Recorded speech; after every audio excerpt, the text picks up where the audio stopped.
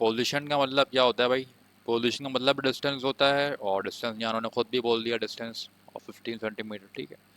अब बात समझने वाली क्या है यहाँ पे, थंबप्रिंट एक हमारे पास ऑब्जेक्ट है, ठीक है। थंबप्रिंट हमारे पास ऑब्जेक्ट है। थंबप्रिंट के अलावा जो है कुछ भी हो सकता है, कार हो सकती है, बाइक हो सकती है, कुछ भी हो सकता है, लेकिन यहाँ पे थंबप्रिंट दी दी है, ठीक है। तो ऑब्जेक्ट होता है थंबप्रिंट एक हमारे पास। तो हम लोग इसको किस तरह लिखेंगे, ऑब्जेक्ट डिस्टेंस, ठीक है। और ऑब्जेक्ट डिस्टेंस की जो हम लोग डिनोशन है, यानी कि जो डिनोट करते हैं हम लोग ऑब्जेक्ट डिस्टेंस को, होता है स्मॉल पी। स्मॉल पी बराबर होता है 15 सेंटीमीटर, यानी कि हम डेटा में दिया हुआ है हमें स्मॉल स्मॉल पी जो है वो 15 सेंटीमीटर के बराबर है, ठीक है। अब यहाँ पर जो है वो दो मिरर आप लोग देखोगे, कॉन्वेक्स मिरर और कॉनकेव मिरर, ठीक है। एक बात याद रखनी है, हमेशा जब भी आप कॉन्वेक्स मिरर देखो तो कॉन्वेक्स मिरर में हमेशा फोकल लेंथ नेगेटिव होती है, ठीक है। कॉनकेव मिरर में फोकल लेंथ पॉजिटिव होती है, ठीक है। तो कॉन्वेक्स मिरर होते क्या हैं, कॉनकेव मिरर क्या होता है, मैं कोशिश करता हूँ बताने की, वीडियो लंबी हो जाएगी लेकिन फिर भी थोड़ा सा बहुत इंट्रोडक्शन दे देते हैं।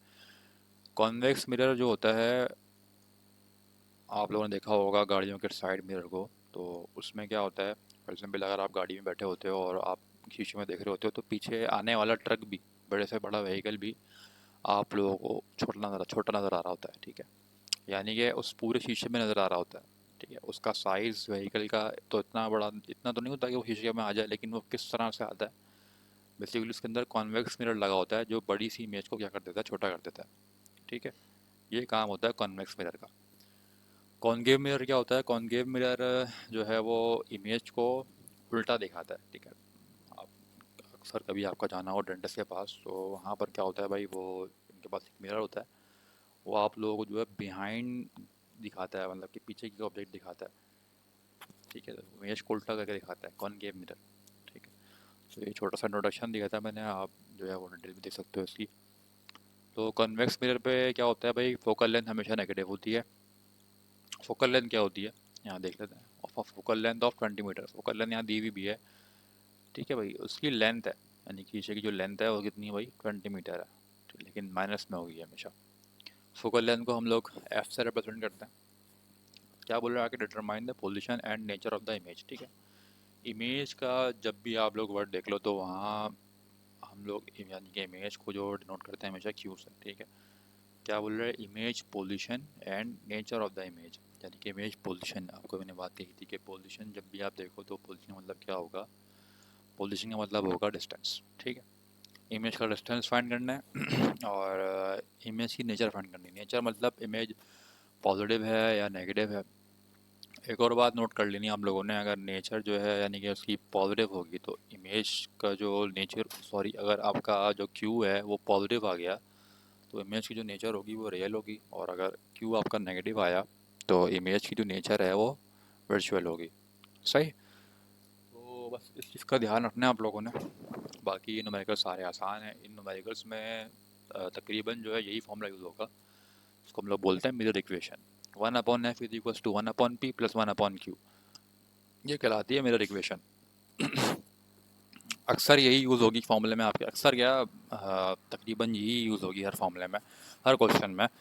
तो इसको आप लोगों ने याद कर लेना है, ठीक है। और फार्मूला आप लोगों का ये है, इसको अरेंज कैसे करेंगे डेटा के अकॉर्डिंग, तो इसको भी देख लेते हैं हम लोग अभी, ठीक है भाई।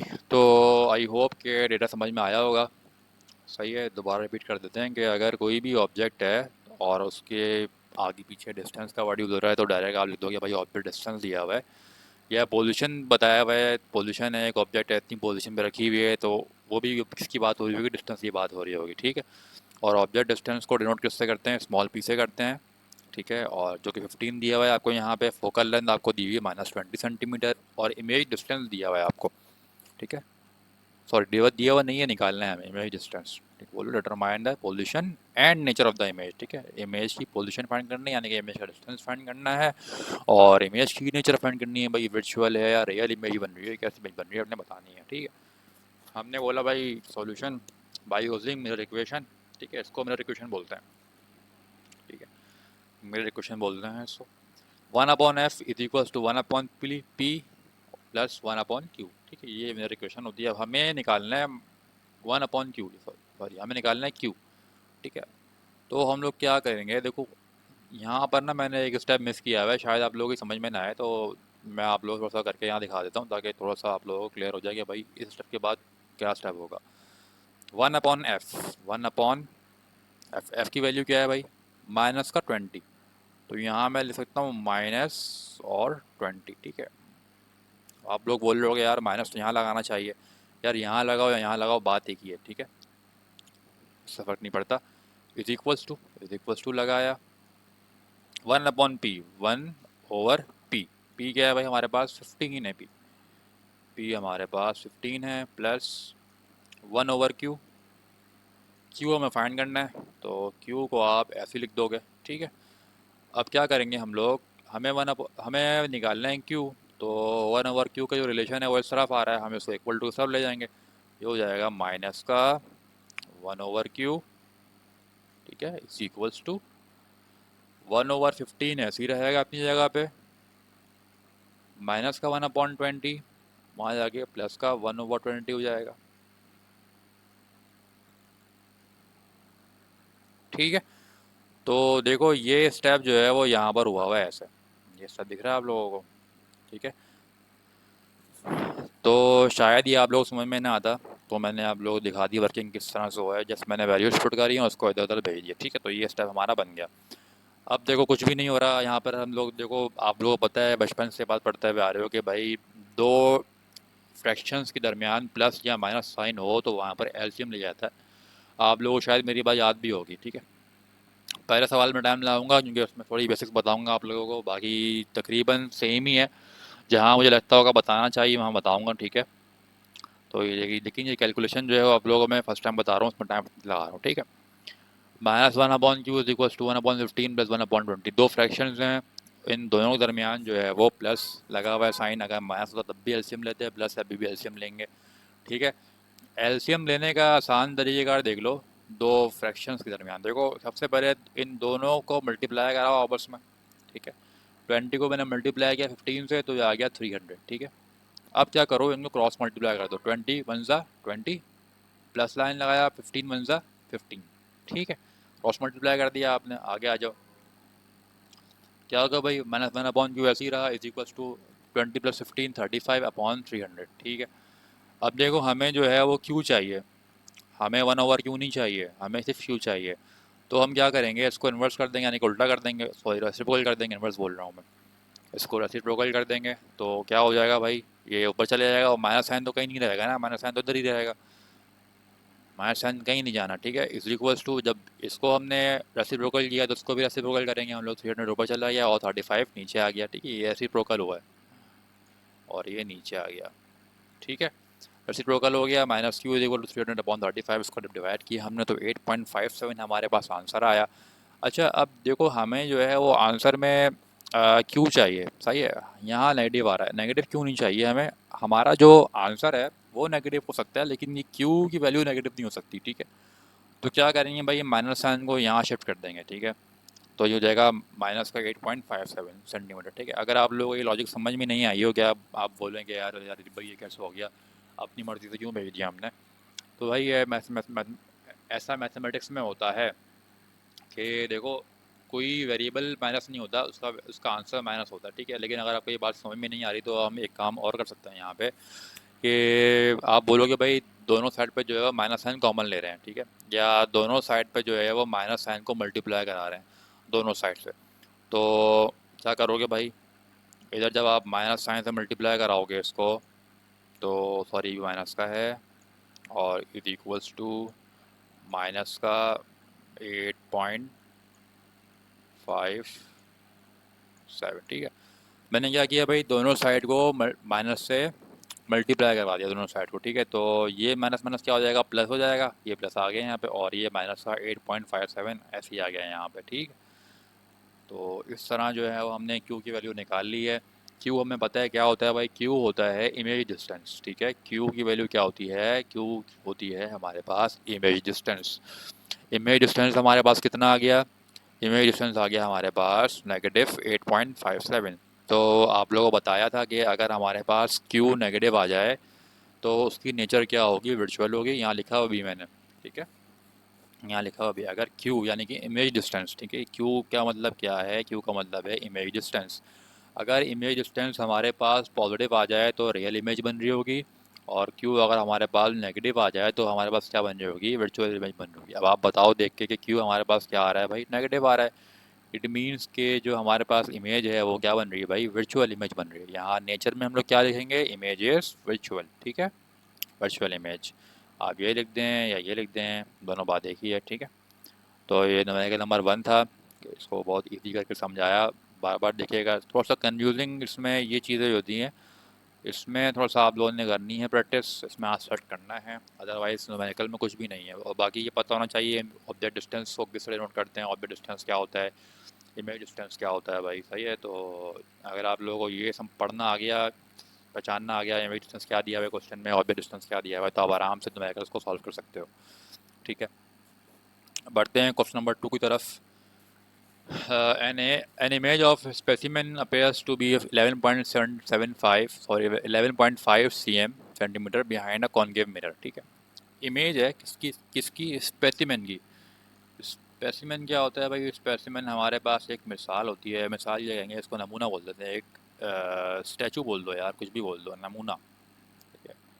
उर्दू लिखने मुश्किल हो रही है, ठीक है भाई।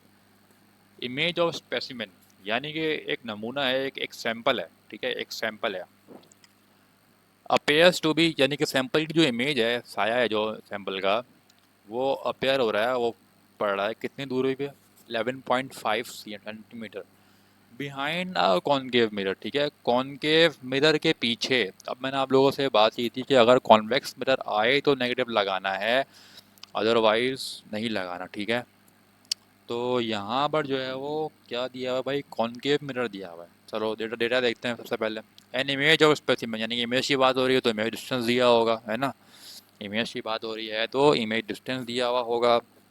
सिंपल, आपने क्या करना है भाई, इमेज डिस्टेंस किससे डिनोट करते हैं, इमेज डिस्टेंस को क्यू से डिनोट करते हैं। कितनी दी हुई, 11.5 सेंटीमीटर। अच्छा, माइनस क्यों लगाया सर, माइनस हमने इसलिए लगाया क्योंकि ये देखो क्या वर्ड यूज़ हो रहा है यहाँ पे, बिहाइंड, ठीक है। इमेज जो है वो बिहाइंड यानी कॉनकेव मिरर के पीछे बन रही है। अगर आगे बन रही होती तो ये क्यू पॉजिटिव होता, लेकिन ये बिहाइंड है, ठीक है, कॉनकेव मिरर के पीछे इमेज बन रही है। तो किस में हम लोग लिखेंगे, नेगेटिव लिखेंगे, माइनस, माइनस का 11.5 सेंटीमीटर, ठीक है। क्लियर होगी बात। With the focal length of 13.5 centimetre, focal length दी हुई है आपको 13.5 सेंटीमीटर, साफ साफ उसने बोल दिया, फोकल लेंथ हमें दी हुई भाई 13.5 सेंटीमीटर। कह रहे हैं कि भाई फाइंड द स्पेसिमेन डिस्टेंस, यानी कि जो स्पेसिमेन है आपका ऑब्जेक्ट है ना, ऑब्जेक्ट है आपका, डिस्टेंस। अब यहाँ वाले देना कि स्पेसिमेन, स्पेसिमेन डिस्टेंस ये नहीं लिखेंगे, ऑब्जेक्ट देखेंगे, ये ऑब्जेक्ट है हमारे पास, ठीक है। ऑब्जेक्ट डिस्टेंस फाइंड करना है हमें, तो आपको पता है ऑब्जेक्ट डिस्टेंस को पीछे नोट करते हैं हम लोग, ठीक है भाई।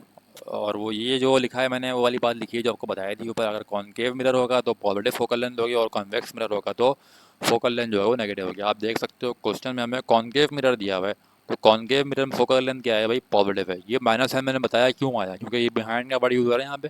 कॉनकेव मिरर के पीछे इमेज बन रही है तो इमेज क्या होगी, नेगेटिव होगी, ठीक है, इमेज डिस्टेंस क्या होगा, नेगेटिव होगा। सही है भाई, चलो आगे बढ़ते हैं। हमने वही मिरर इक्वेशन लगाई, 1/f is equals to 1/p plus 1/q। हमें निकालना है ऑब्जेक्ट डिस्टेंस यानी कि p।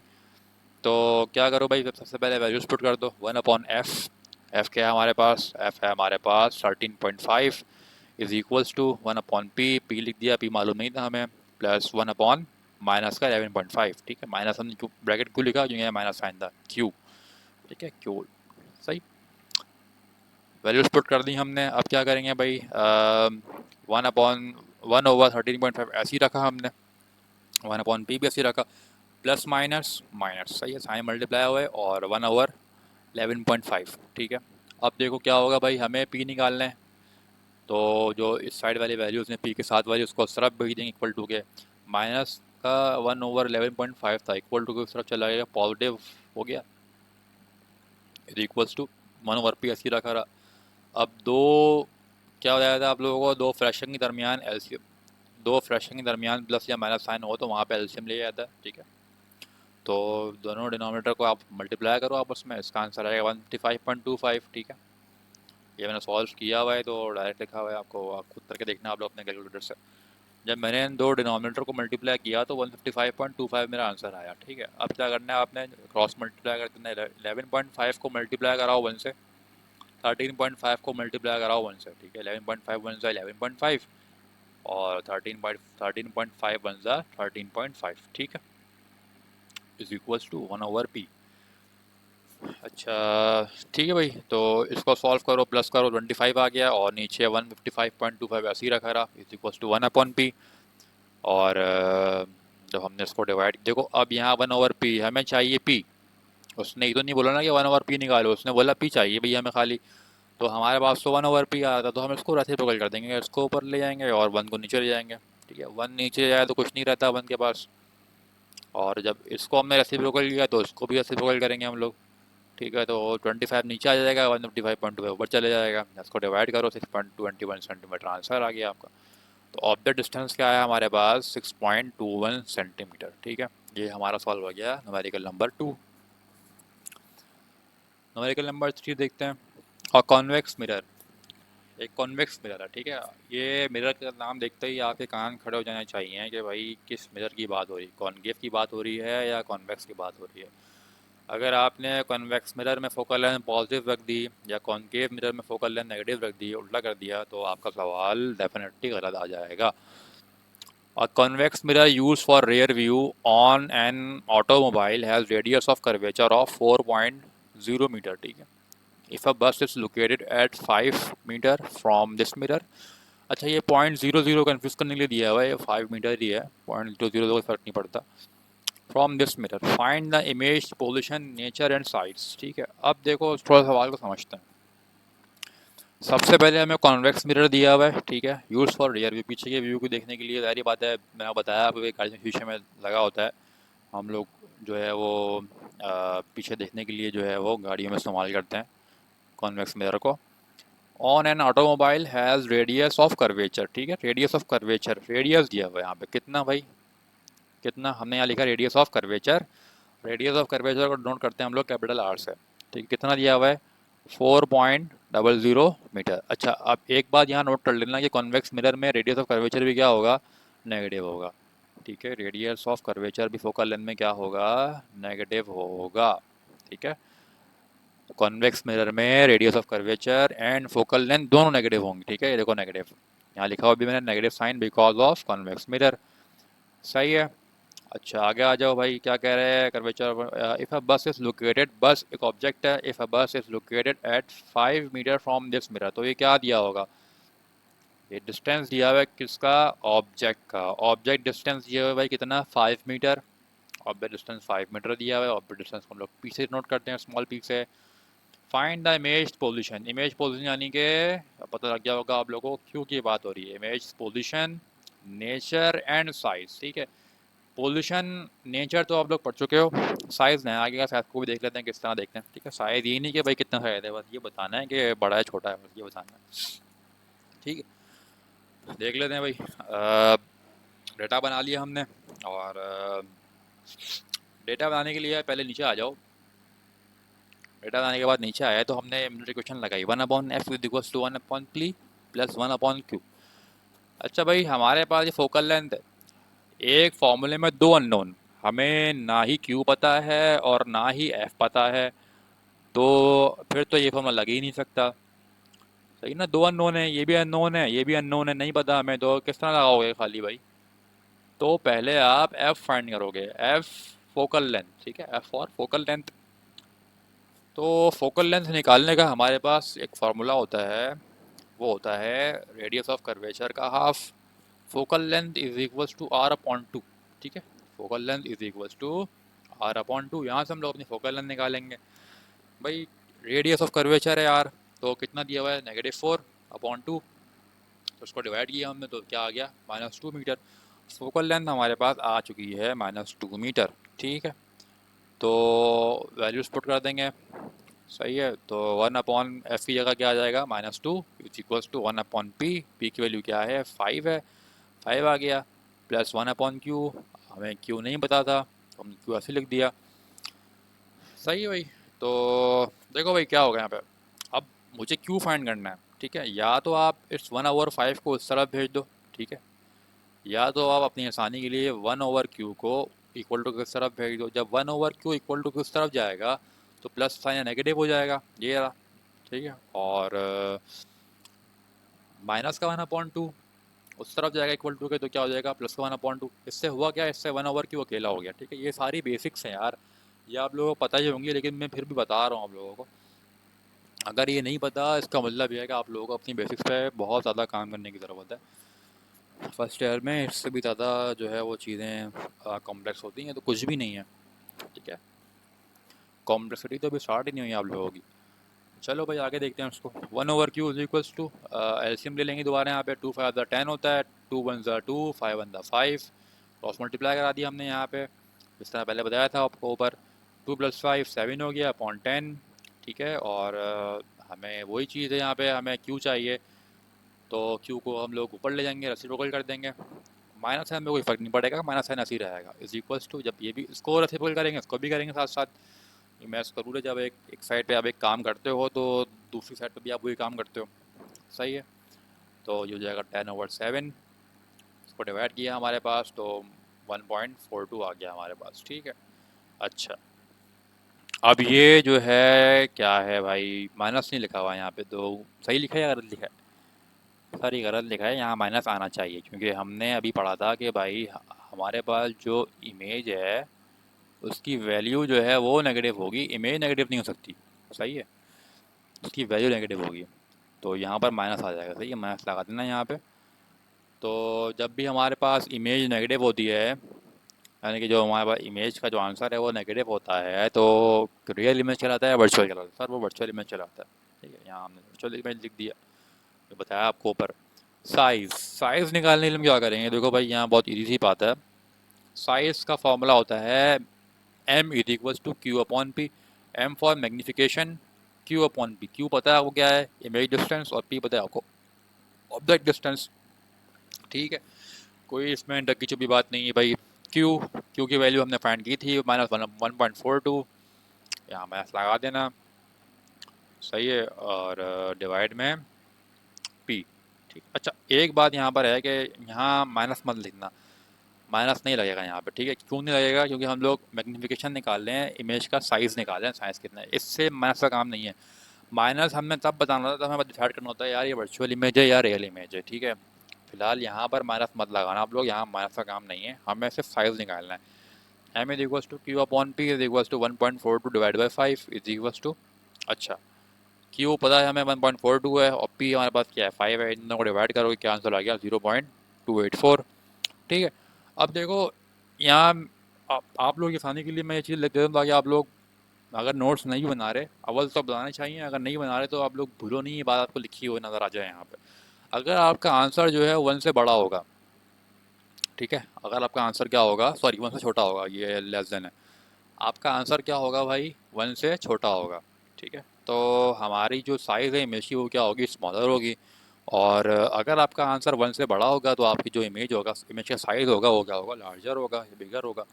ठीक है, तो हमारे केस में 0.284 है, 0.284 छोटा होता है 1 से, तो हमारा जो साइज़ है इमेज का वो क्या होगा भाई, स्मॉलर होगा। ठीक है, आई होप कुछ समझ में आ गया होगा। मैग्नीफिकेशन का ये फॉर्मूला याद रखना है, m is equals to q upon p. ये माइनस नहीं है यहाँ पे, ठीक है, ये माइनस नहीं है यहाँ पे, अगर यहाँ माइनस होता तो यहाँ माइनस लगता, लेकिन फॉर्मूले में ही यहाँ पे प्लस है। ठीक है, क्वेश्चन नंबर 4 की तरफ बढ़ते हैं। क्या बोल रहा है भाई, an object is placed 15 centimetre away from a converging lens. ठीक है, अब देखो यहाँ पर जो है ना, आप लोगों ने एक नई चीज़ सीखनी है। यहाँ पे अब आ गया कन्वर्जिंग लेंस का जिक्र। ठीक है, कन्वर्जिंग होता है और एक होता है डाइवर्जिंग। ठीक है, कन्वर्जिंग किसे कहते हैं भाई, हम लोग ये देखो मैं लिखा हुआ अभी मैंने, डाइवर्जिंग लेंस क्या होता है भाई, कॉनकेव लेंस को हम लोग बोलते हैं डाइवर्जिंग लेंस। अच्छा, कॉनकेव मिरर और कॉनकेव लेंस, दोनों अलग चीज़ हैं। कॉन्वेक्स मिरर और कॉन्वेक्स लेंस दोनों अलग चीज़ हैं, ठीक है। अब इसमें क्या चीज़ होगी या देख लो ज़रा। अगर कॉनकेव लेंस होगा तो फोकल लेंथ क्या होगी हमारे पास, नेगेटिव होगी, ठीक है। अगर कॉनकेव लेंस होगा तो फोकल लेंथ हमारे पास क्या होगी, नेगेटिव होगी, ठीक है। उसमें क्या होता था, अगर कॉन्वेक्स मिरर होगा तो फोकल लेंथ क्या होगी, नेगेटिव होगी। ये बातें अपने पास लिख लेना, नहीं तो भूल जाओगे, ठीक है। क्या बोला मैंने अब इस केस में, अगर लेंस का जिक्र हो जाए तो अगर लेंस में कॉन्केव होगी तो फोकल लेंथ क्या हो जाएगी भाई, नेगेटिव होगी, ठीक है। और अगर कॉन्वेक्स लेंस होगी तो फोकल लेंथ पॉजिटिव होगी, यानी कि उल्टा हो जाएगा, सही है। कॉनकेव लेंस को हम लोग डाइवर्जिंग भी बोलते हैं, डाइवर्जिंग लेंस, ठीक है। और कन्वर्जिंग लेंस को क्या बोलते हैं हम लोग, कॉन्वेक्स लेंस बोलते हैं। यानी कि कॉनकेव लेंस को डाइवर्जिंग लेंस बोला जाता है और कॉन्वेक्स लेंस को कन्वर्जिंग लेंस बोला जाता है, ठीक है। ये बात होप सो याद रहेगी कि लिख लेना अपने पास। तो देखते हैं भाई, an object is place 15 centimetre away from a converging lens. एक ऑब्जेक्ट है भाई, ठीक है, वो कन्वर्जिंग लेंस की दूरी पर रखा गया है भाई 15 सेंटीमीटर पर, ठीक है। क्या बोल रहे हैं भाई, एक ऑब्जेक्ट है वो 15 सेंटीमीटर की फासले पर रखा गया है, ठीक है। और फोकल लेंथ बता दी है आपको कितनी है, 10 सेंटीमीटर है, ठीक है। और कन्वर्जिंग लेंस यानी कि कॉन्वेक्स लिख दिया मैंने यहाँ पे, ठीक है। क्या कह रहे हैं, डिटरमाइन द पोजीशन, यानी कि इमेज की पोजीशन, ठीक है, यानी कि distance, size and nature of the image formed, ठीक है। वही चीज़ें सारी जो ऊपर फाइंड करके आए हम लोग, बस ध्यान किस बात का रखना है, जो मैंने यहाँ बात बताई आपको, जो कॉन्वेक्स मिरर में था वही चीज़ यहाँ पे आप लोगों ने उल्टी कर देनी है, ठीक है। इसको अपने बाद लिख लेना, ठीक है। और ये न्यूमेरिकल जो है आपका वो सेम टू सेम उसी तरह से होगा। आपने पहले डिस्टेंस निकालना है इमेज का और नेचर निकालनी है, फिर साइज़ निकालना है, ठीक है। आप लोग इंशाल्लाह निकाल सकते हो आराम से, इसमें कोई मुश्किल नहीं होनी चाहिए। क्वेश्चन नंबर 5 देखते हैं क्या बोल रहा है भाई। A concave lens of focal length 20 centimetre form an image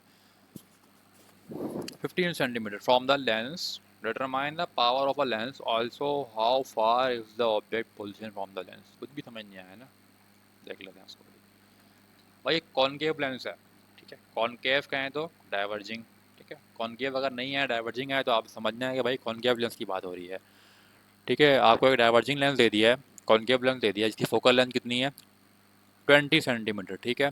क्या कहा था मैंने, अगर कॉनकेव लेंस होगा तो फोकल लेंथ क्या होगी, नेगेटिव होगी। तो आप यहाँ देख सकते हो कि कॉनकेव लेंस की जो फोकल लेंथ है वो क्या होगी, नेगेटिव होगी, ठीक है। क्या कह रहे हैं, determine the power of a lens. अब पावर आ गई यहाँ, पावर ऑफ लेंस फाइंड करनी है हमें। Also how far is the object position, ठीक है, how far is the object position, यानी कि ऑब्जेक्ट की पोजिशन यानी कि ऑब्जेक्ट डिस्टेंस, ठीक है। मुझे पता है आप लोगों को समझ में आ रहा होगा, क्लिक हो रहा होगा आप लोगों को चीज़ें अब आसानी से। वो कह रहे हैं कि भाई कितनी दूरी पे रखा गया है हम ऑब्जेक्ट हमसे, ठीक है। तो ऑब्जेक्ट डिस्टेंस पी के बराबर होता है और हमें मालूम करना है, देखते हैं भाई, ठीक है। सॉल्यूशन, ठीक है, 1/f is equal to 1/p plus 1/q। ये मेरी इक्वेशन लगा दी मैंने। इसमें एक बात का ध्यान ये रखना है आप लोगों ने कि ये p स्मॉल है, कैपिटल नहीं होना चाहिए, ठीक है। क्योंकि पावर ऑफ लेंस का जो जिससे हम पावर ऑफ लेंस को ज़ाहिर करते हैं उसको p से करते हैं, कैपिटल p से। तो इसको 19-20 भी करोगे तो सवाल गलत हो जाएगा आप लोगों का। इसको लिखने का भी तरीका होता है, ठीक है। तो f को आप कैपिटल नहीं बना सकते, q को आप कैपिटल नहीं बना सकते, जो जिस तरह है वैसे ही लिखना है। 1/f, तो 1/f यानी कि 1/20 माइनस साइन आ जाएगा यहाँ पे, क्योंकि यहाँ माइनस लगा हुआ है, is equal to 1/p plus 1/q। 1/q ये रहा, ठीक है, -15, ठीक है। माइनस साइन था यहाँ पे, -15 आ गया। हमें p निकालना है, तो क्या करेंगे भाई, क्या करेंगे, पहले तो साइन हम लोग मल्टीप्लाई कर देंगे आपस में। इसको ऐसे ही रखो, इसको भी ऐसे ही रखो, माइनस प्लस क्या हो गया, माइनस हो गया, और 1/15 ऐसे ही आ गया, सही है। और अब क्या करेंगे भाई, हमें p निकालना है, तो जो जितनी भी साथ में चीज़ें हैं उनको उस तरफ भेज दो ताकि ये साइड अकेली हो जाए। माइनस का 1/15 है, वहाँ चले जाएगा, प्लस का 1/15 हो जाएगा, ठीक है। और इक्वल टू 1/p बचा यहाँ पे। तो देख लेते हैं भाई क्या करेंगे, यहाँ पे मल्टीप्लाई करेंगे, दो एलसीएम, दो फ्रैक्शंस हैं उनके दरमियान प्लस साइन है, एलसीएम लिया जाएगा। 20 मल्टीप्लाई 15 300, और इसको क्रॉस मल्टीप्लाई, 15 वन ज़ा 15 नेगेटिव, माइनस साइन आ जाएगा यहाँ पे क्योंकि माइनस यहाँ पे लगा हुआ है, प्लस 20 वन ज़ा 20, ठीक। 1/p ऐसे ही आ गया हमारा। इसको हमने सम किया तो हमारे पास प्लस का 5 आया, डिवाइड में 300 आया, इज इक्वल टू 1/p। 5 होता है और 560 टाइम्स जो है वो 300 होता है आपका। ठीक है, तो ये आ गया हमारे पास 1/60 इज इक्वल टू 1/p। अच्छा, अब हम लोग क्या करेंगे, अब हम लोग करेंगे रेसिप्रोकल, क्योंकि हमें 1/p की नहीं चाहिए, हमें चाहिए p खाली। तो जब इस p को ऊपर लेके जाएंगे तो भाई ये नाराज़ हो जाएगा, बोले भाई हमने क्या बिगाड़ा तुम्हारा, तो इसको भी ऊपर लेके जाएंगे भाई साथ साथ। ठीक है, तो अब क्या होगा भाई, ये 60 ऊपर चले जाएगा तो 1 नीचे आ जाएगा। 60/1 कुछ नहीं होता भाई, 1 जो इन्फिनिटी होता है, 1 कुछ भी नहीं होता, बात पता ही होगी आप लोगों को। सही है, तो 60 सेंटीमीटर आ गया हमारे पास p, यानी कि object distance. Power of lens निकालनी, ठीक है, पावर का फॉर्मूला क्या होता है, पावर ऑफ लेंस निकालने का फॉर्मूला देखो, यहाँ पर स्मॉल है, ठीक है, यहाँ पर स्मॉल नहीं आएगा, यहाँ पर क्या आएगा प्यारे बच्चों, यहाँ आएगा कैपिटल P। ठीक है, कैपिटल P बराबर है 1/f, ये लिखा हुआ है छोटा स्मॉल में m, यानी कि जो हमें फोकल लेंथ लिखनी है ना, वो किस में लिखनी है, पावर के फार्मूले में, वो लिखनी है हमें मीटर में, हमें यहाँ सेंटीमीटर में नहीं लिखनी। ये कौन बोल रहा है भाई, हम नहीं बोल रहे, ये बोल रहा है पावर का फॉर्मूला। पावर का फॉर्मूला बोल रहा है भाई, जो हमारी फोकल लेंथ आप डालोगे ना सवाल में फॉर्मूले में, वो मीटर में चाहिए मुझे, सेंटीमीटर की अपने पास रखो आप। तो हम बोलेंगे सही है यार, हम सेंटीमीटर को पहले मीटर में कन्वर्ट कर देते हैं फोकल लेंथ को, उसके बाद फिर यहाँ पुट कर देंगे। चलो कर देते हैं। फोकल लेंथ हमें दी हुई थी सवाल में, कितनी दी हुई थी भाई, -20 सेंटीमीटर दी हुई थी, सेंटीमीटर में थी, ये लिखा भी है मैंने। तो सेंटीमीटर से मीटर में आने के लिए क्या करते हैं भाई, डिवाइड करते हैं 100 से, 20 डिवाइड बाई 100 हो गया, तो 0.2 आ गया यहाँ पे। ठीक है, तो 0.2 यानी कि अब जो मैं फोकल लेंथ की वैल्यू रखूँगा वो 20 नहीं रखूँगा, बल्कि 0.2 रखूँगा। ठीक है, तो माइनस साइन तो कहीं नहीं जाएगा, पता है आपको, ये माइनस साइन ऐसे ही रहेगा यहाँ पे। ठीक है, माइनस साइन यहाँ तो नहीं लिखा यहाँ पे, तो इधर कैसे आ गया भाई, ये यहाँ से आया, फोकल लेंथ नहीं नेगेटिव में यहाँ पे। ठीक है, तो यहाँ लगाओ या यहाँ लगाओ, बात एक ही है। असल में जो बेस्ट प्रॉपर्टी होती है वो यहाँ की होती है, यहाँ लगाया जाता है असल में। माइनस का 1/2.2, तो उसको जब आप डिवाइड करोगे कैलकुलेटर से तो आपका आ जाएगा माइनस का 5, और पावर ऑफ लेंस की जो यूनिट होती है वो होती है डायोप्टर। ठीक है, ये हमारे पास पावर ऑफ लेंस भी आ गया।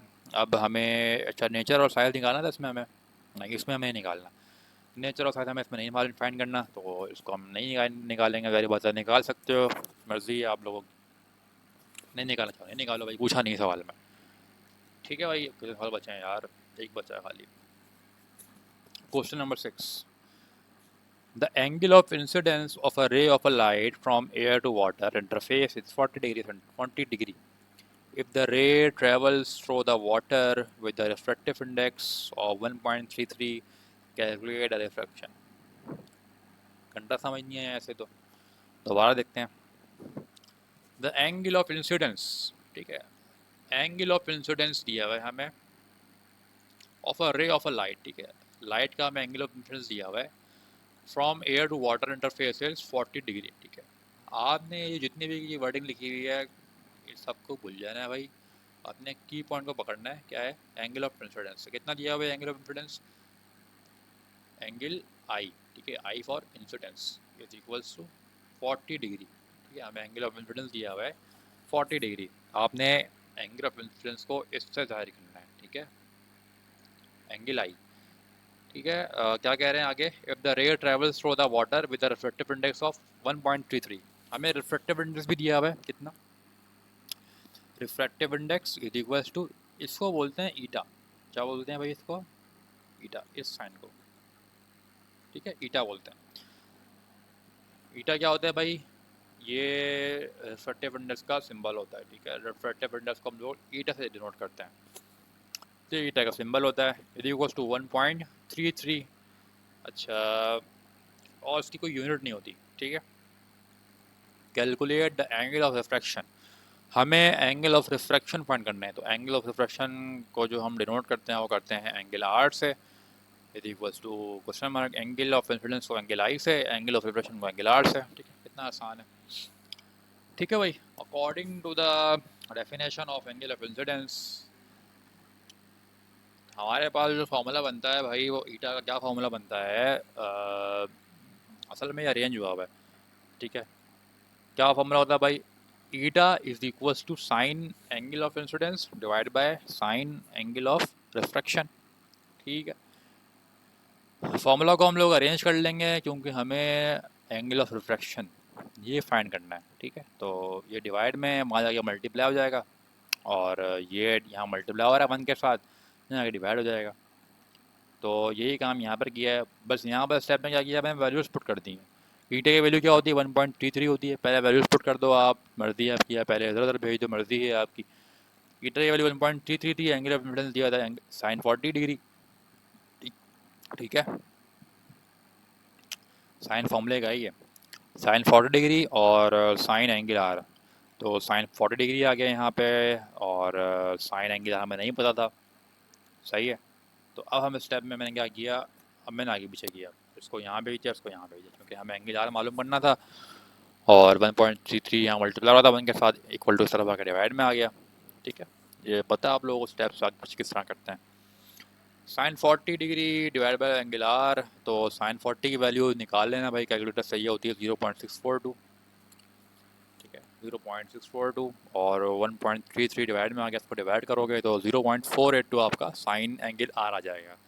लेकिन हमें चाहिए एंगल आर। ठीक है, ये साइन चिपका हुआ के साथ, साइन एक एंगल है हमारे पास, साइन कॉस टेन हमारे पास एंगल होते हैं। ठीक है, अब हमें एंगल को उस तरफ भेजना है, तो एंगल माइनस में नहीं हो जाएगा, एंगल इनवर्स होता है हमेशा वहाँ जाके। ठीक है, तो जब साइन इक्वल टू किस तरफ गया, तो साइन क्या हो गया भाई, इनवर्स हो गया। ठीक है, साइन इनवर्स हम इस तरफ क्यों भेज रहे हैं, फिर बता रहा हूँ, हमें एंगल आर फाइंड करना है, एंगल आर को अकेला करना है।